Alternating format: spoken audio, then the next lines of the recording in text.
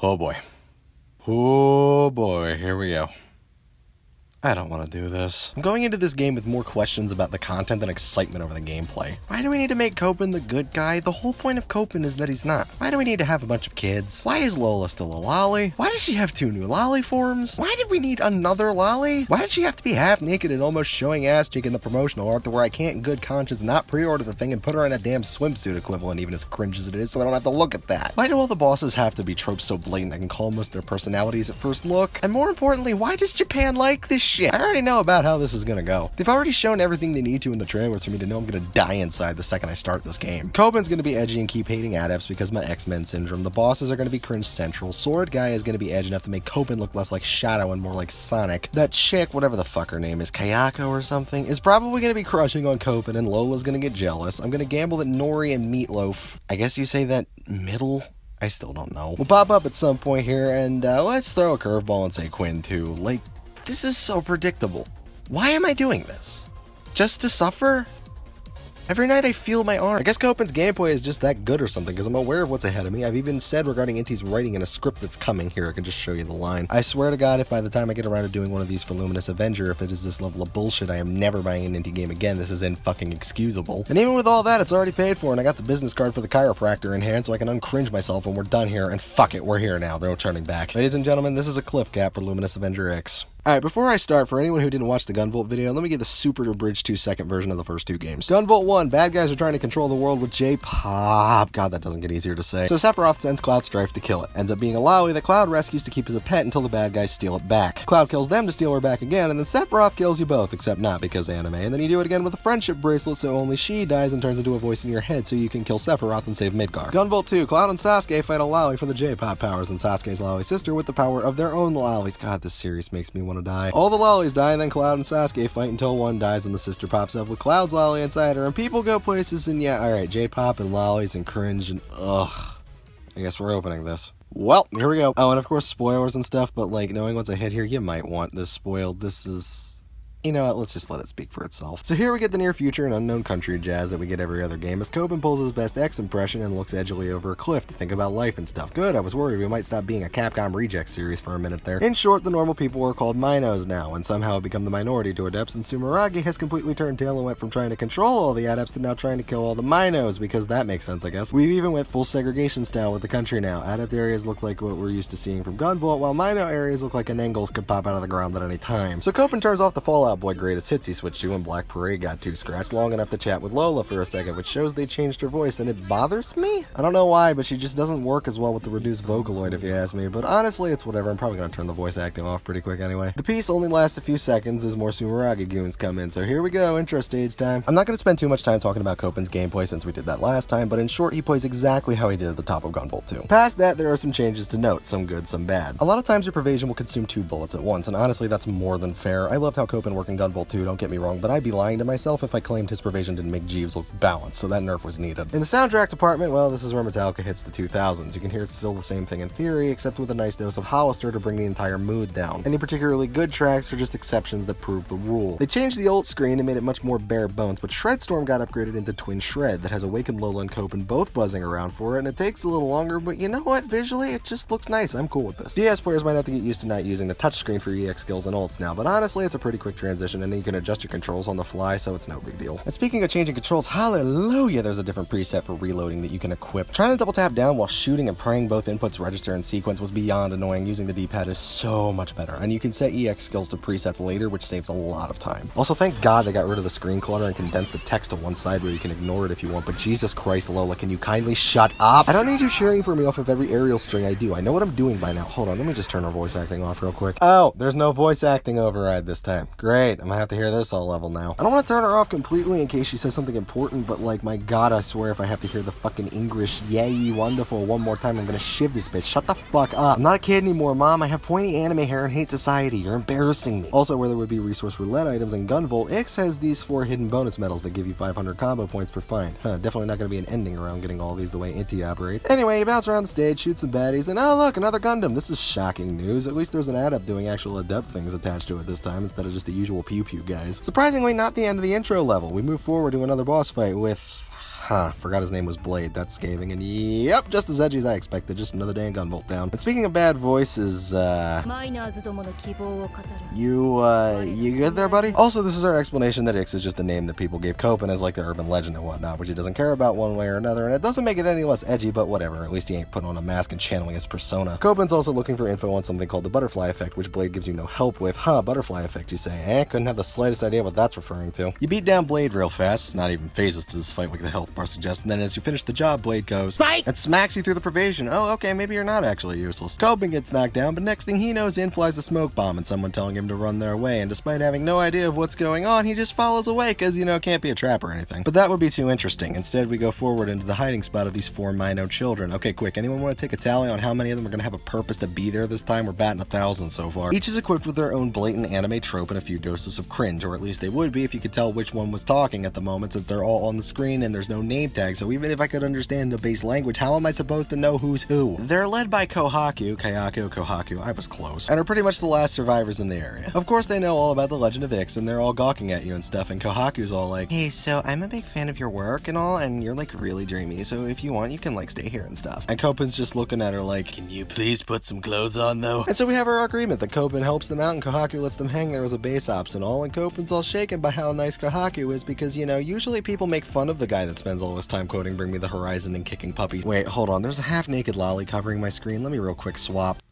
You know what? Seeing it up close changed my mind. This is a lateral move. So here you have your tab for assist conference. Say, oh god, Lola, why? What the hell is that? Holy shit, you guys managed to take what started as just cringy and make it into borderline stripper. FBI, open up, Auntie. Jesus. God, I'm about to miss Gunvolt too, Lola. Do you know how hard that is to do? You still have your conversations here, mostly with Kohaku and Lola. Now, why is she standing like that, though? To get your chance at Anthem. Oh, and apparently it's about Copen's mood this time and what warmth he feels from talking, whether Anthem happens or not. Not feeling closer to an entity that has the power. Oh, great. We need to rely on Copen, not brooding inside to get OP now. It's a good thing the game disagrees, because on principle, that should mean he doesn't get it at all. And we also just skate past the whole Meatloaf took the Muse powers thing without making eye contact, so cool, we still have no reason why any of this is happening. God, we are minutes in, and this is already a train wreck. Lola shows her regular form in another conversation. Well, that's good, I guess. This is how you know the bar is falling to levels Galgun probably couldn't recover from, but whatever. And apparently she's the Muse of Hope now, so we've completely forgotten about Lumen at this point. Doesn't hurt my feelings in the slightest. We also get a nice little pseudoscience answer as to how Copen's bullet system for his dashes work, which gives us some plus points till he turns around and talks about rather not having to fight and all. Who are you? You literally described yourself as a demon hellbent on revenge. What do you mean you don't want to fight? The upgrade system is also changed and is now based on currency rather than crafting materials, which is nice, except now the upgrades are locked to 1 each, so you can't just stack yourself with 85 bullets and just go bum rush everything anymore. That's upsetting. And this is where we start doing things. We decided we're going to pull a Mega Man 7 this time and unlock half the levels at a time, so we start with another Sumeragi facility we enter by train, how original. Oh look, a Jewel cameo, that's good, at least we know she won't be here now. An abandoned factory that looks strikingly like the sewer level for Poseidon wannabe in the beginning, and a broken down grocery store. Wow, we are really scraping the bottom of the barrel here. There's also something really deflating about the mission briefings. I didn't even touch these for the first 2, but we go from meddling with Sumeragi to dealing with missing persons and stopping an Eden rampage and stuff to, hey Copen, the hot water's out on the shower and the pantry's looking mighty bare. Can you go kill an addict for us? There's one that's still Sumeragi affairs, but damn, how did we turn Captain Genocide into the coffee boy? Also, maybe it's just me, but the gameplay just doesn't feel as good now. Maybe it's the more open level designs that aren't as nice to bounce around on. Maybe it's that almost all the enemies are direct rips from Gunvolt 1 and 2. Maybe I can't get as into it because the soundtrack is really weak. Maybe it's that we still don't know what we're chasing and what our motivation is. Maybe the fact that I'm grabbing lunch for lollies makes this harder to give a shit about. Maybe Copen lost some luster because he's not new and exciting anymore. Maybe I've played too much Astral Chain and Celeste lately, so my expectations are higher now. Maybe Lola is sapping all the fun cheering like a bimbo all level. Okay, I gave you 2 levels, you haven't said anything helpful yet, time to shut up. Nope, not Lola, shut her off, it's still kinda meh. That's one thing off the list at least. Speaking of Lola, she still sings if you get 1,000 combo points, and all the songs are also just very meh. Not good, not bad, there's no Gunvolt 1 singing, but like I really don't notice if she's singing or not. Hold on, let's take a dive real quick and see what her anthem sounds like now. Igniter was kinda fun last time. Nope.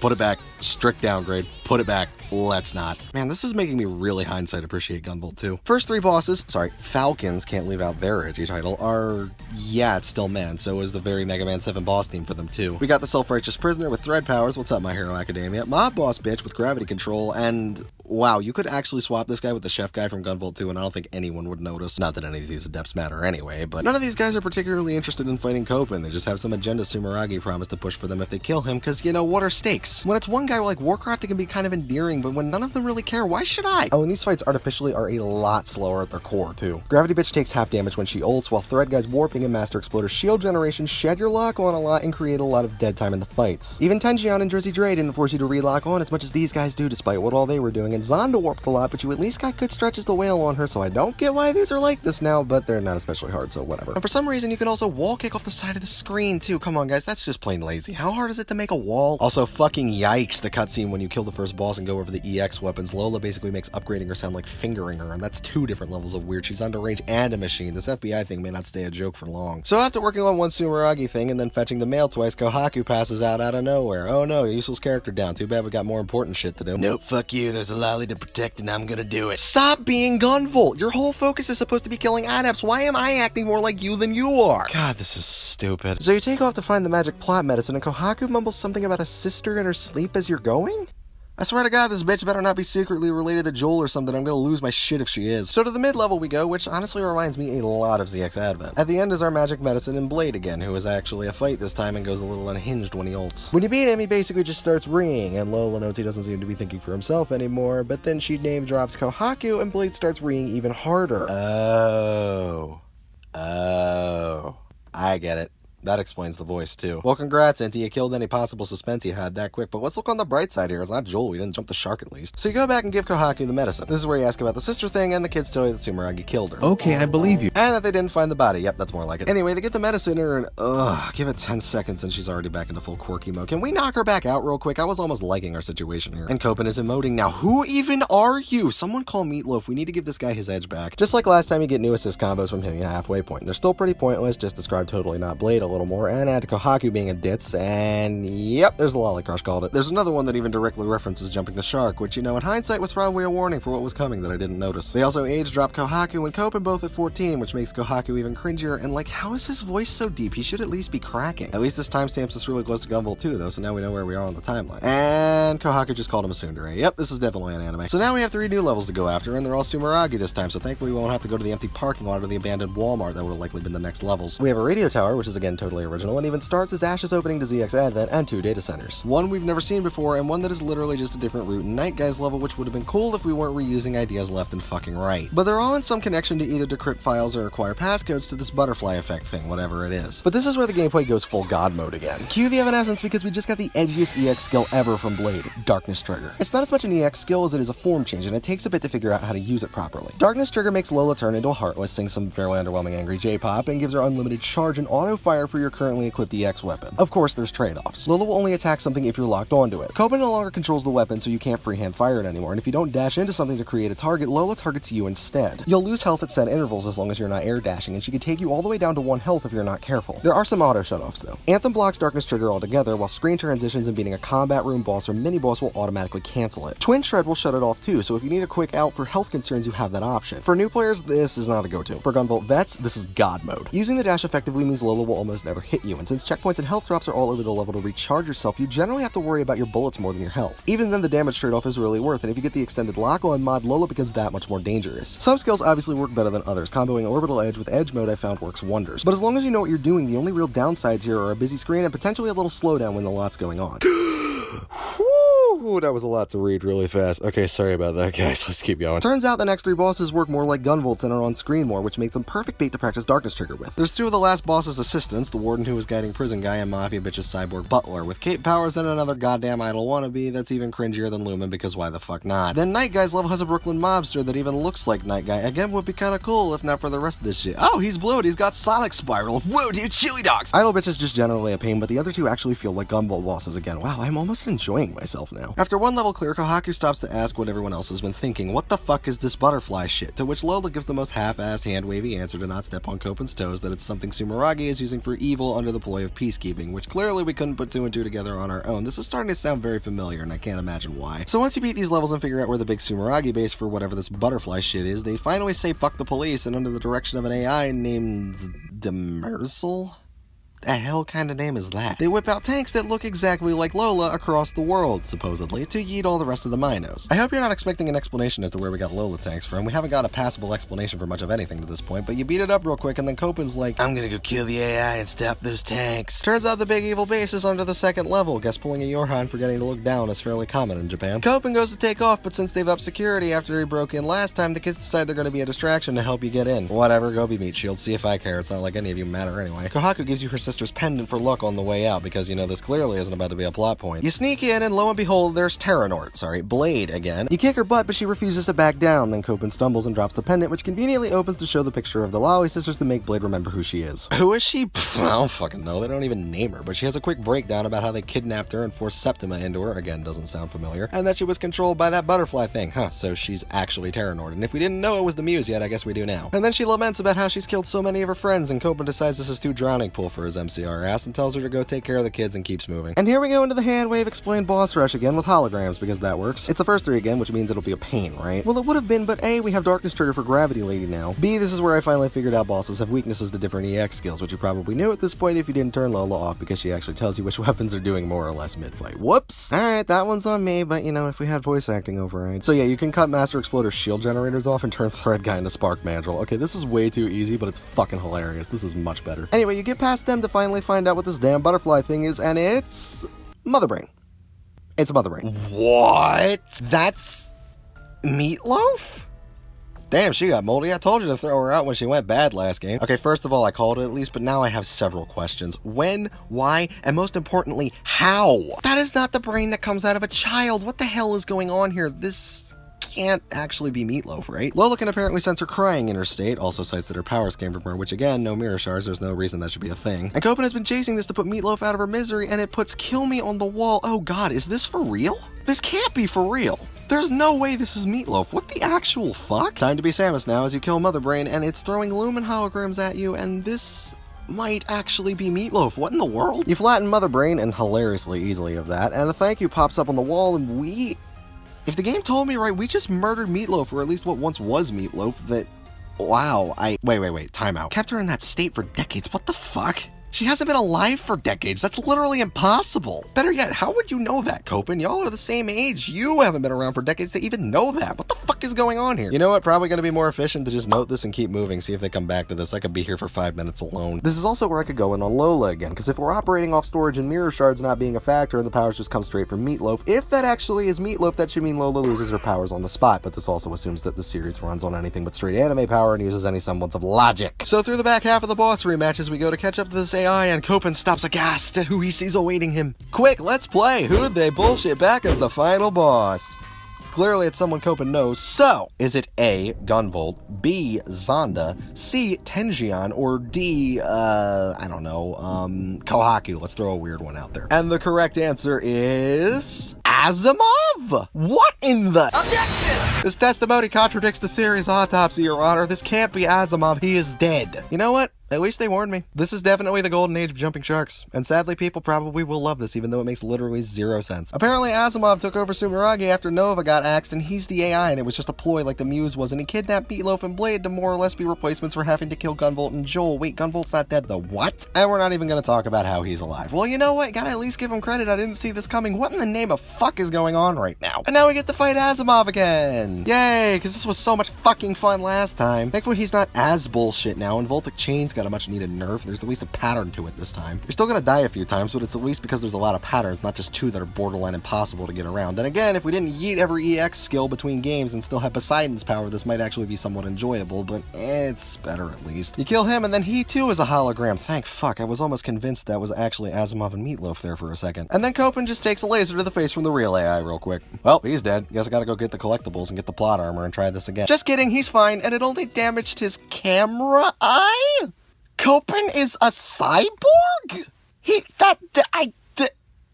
No! That's not a thing! He's a human! What the fuck is this? And then he just drops to the AI that the first time they met was 100 years ago. You know what? Can we just take the Asimov and Meatloaf thing back real quick and get rid of this? This is so fucking stupid. It makes that look sensible. Well, careful what I wish for. The AI is still Asimov and he's converted himself into a form of pure electricity. Yeah, customer service. Can I get my refund now? What the hell is happening? And now we're fighting Electro Asimov and the only ult stronger than Voltic Chains. Voltic Chain Meteor. And there it is, ladies and gentlemen. When you thought it couldn't get any dumber, in true Gunvolt fashion, it found a way. Oh, and by the way, you have to beat both phases in a life and possibly Anthem to beat this, or you have to take it from the top, which is almost guaranteed because the meteor attack is just straight up memorization. Yep, this is an Asimov fight, alright. Eventually, you'll start to figure him out. Cape super effect human Asimov, while the explodey thingy does extra to Electro. And for whatever reason, Twin Shred cancels Voltic Chain, so if you're willing to sacrifice the potential ult at the end, you can bypass it altogether. A little learning, luck, Darkness Trigger, and Anthem later, we finally beat him. Except not, because immediately after, he just zaps Copen back out of consciousness, and Lola's like, I got it! And starts to Anthem, but it doesn't do anything, and Asimov zaps her now too, and goes into sleep mode to recharge. With the last of her power, Lola calls out for help with her singing, and apparently the power of friendship gives you superhuman hearing, because Kohaku somehow hears it several stories underground, and runs to check on you over the credit roll. God, I can't even take a Kingdom Hearts jab right now. This is so stupid Nomura would throw it out, and it makes Gunvolt 1 look like Last of Us in comparison. This is fucking horrible. Kohaku gets down to the lower level and gets surrounded by Asimovs like she's on a casting couch, but the power of friendship gives her the courage to try and run through anyway. Well, at least I'll get to see the lolly get domed. I guess that's some consolation. Nope, of course not. Blade pops into the defender, because why would I get to enjoy something here? Kohaku goes and wakes up Copen, even though Lola couldn't with resurrection magic, and is all happy to see him and casually mentions she'll fix his eye. Are we the only ones who didn't know? And in the most anticlimactic ending of all time, Kohaku picks up your gun, points it at the Asimov tube with the Quill logo on it, shoots it once, and it blows up. And that's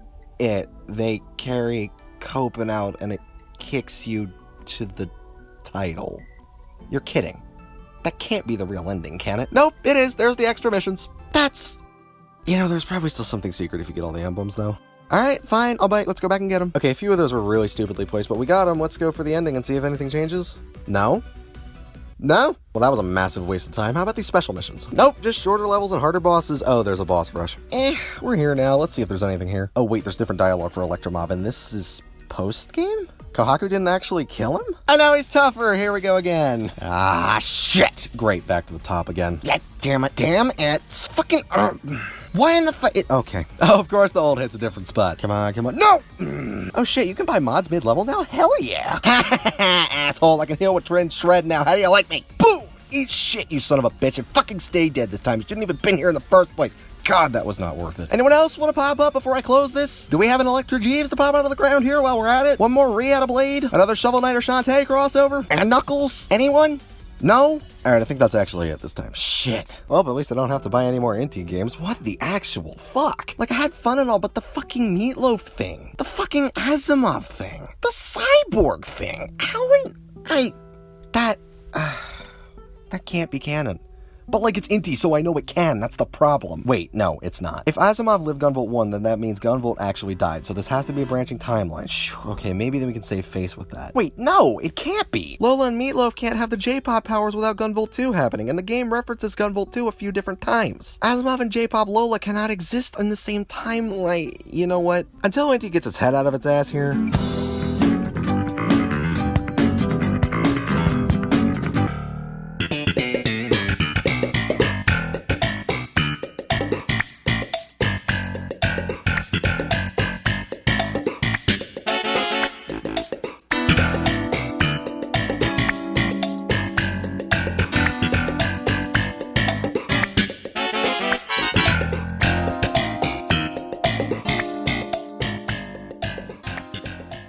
God, can someone put some Astral Chain music on so I can think straight, please? You know, I was ready to be done with this. I had a recap recorded and ready to go for Bloodstain, and something told me to backburner because this would be a fucking gold mine of cringe, and whoo boy, good decision or bad for my own sanity. It was less like a gold mine and more of a King Midas glove that retroactively tainted the rest of the series too. Honestly, I hated this first crack. I was regretting buying this on Switch so I couldn't try to get a refund, but when I did it over for the footage, I did have fun with it. The plot is still garbage, but like if we're taking it as a sequel to the bad ending of Gunvolt 1, and... No, never mind, it's still stupid, I can't defend that. But the cyborg thing isn't as egregious when you take the time jump into account. Look, this is probably the Stockholm talking, but what I'm trying to say is one of the twists is... No, it's not. It's... whatever. A few tracks did end up growing on me a bit, and I still would have preferred the more narrow levels like Gunvolt 2, but once I adjusted to them, they were mostly good, and Darkness Trigger running was way more fun than I expected. Definitely more fun to be offensively broken than defensively broken. In hindsight, I'll gladly trade the bullet stacking to join Organization 13, and it was kinda nice that you had a little more challenge while still being able to rip through everything. I can't put this above Gunvolt 2 if I'm honest. The plot was still bad, and there wasn't even a flow to the narrative like 2 has. Kohaku, while being more useful than Quinn, was, well, Kohaku. And it literally shattered the entire timeline, but I mean, it played well, that's why I'm here after all. I could probably put it on par with Gunvolt 1, maybe a little higher. I mean, it plays better, and honestly, I take the lore breaking over the necklace, so yeah, I can give it a solid number 2. A little retcon and explanation in the sequel, not hiding crucial setting details until the ending, and a Blade campaign, and we might actually be in good shape. It's broken, but it's not Sonic 06 broken, at least yet. Alright, Incy, you got my attention back after the Blaster Master incident. Don't fuck it up again. Fix the timeline or go back to following Gunvolt 2 and you might get another sale out of me. And that is Ix, ladies and gentlemen. That was a little bit of a mess, but once you get over how stupid it is and you get your money's worth out of the gameplay, so it's a coin flip, right on par with the rest of the series. And with that, I am finally free of the curse of the lolly, thank Christ. Damn it! Of course there's more. Of course there's more. Why wouldn't there be? Why would I get a fucking break from this shit? You know what, whatever, the line I showed earlier was from a Blaster Master script anyway, so I guess I gotta dig that one up and find a few more Kingdom Hearts one-liners, because here we fucking go again. But we're not gonna get to that right away. I need to look at a different company for a bit for the sake of my own sanity. Bloodstained is next on the list, but we may be taking a side stop in between for recent events first. Either way, you guys will know where to find me. Thanks again for watching. Cliff out.